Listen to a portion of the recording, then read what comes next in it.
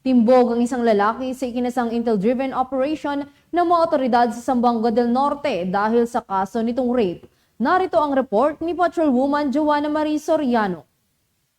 Nang mag-aalas 10:30 ng Mayo taong kasalukuyan, ang mga operatiba ng Zamboanga del Norte Regional Intelligence Division 9 kasama ang Pinyan MPS at Sindangan MPS 1st ng Zamboanga del Norte Provincial Mobile Force Company 901st RMFB9 as PIP o UMG ay nagsagawa ng driven operation sa Pinyan, Zamboanga del Norte laban sa hinahanap na tao.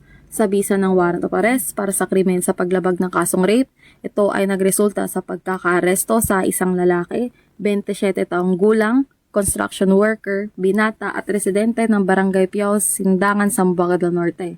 Ito ay may criminal case number S-6487-22 na inisyuhan at nilagdahan ni Honorable Mondlin Jenson Misal Martin, assisting judge ng RTC Branch 11 Sindangan, Zamboanga del Norte na walang inirekomendang piyansa. Ang naaresto ay nasa pangangalaga ng Pinyan MPS para sa tamang disposisyon. Ang pagpapatubad ng batas ay isa sa hakbang upang makamit ang mapayapa, maayos at ligtas na bansa para sa maunlad na bagong Pilipinas. Dahil ang gusto ng pulis, ligtas ka.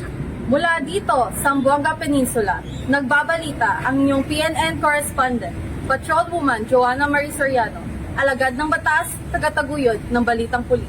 Maraming salamat sa Patrolwoman Soriano.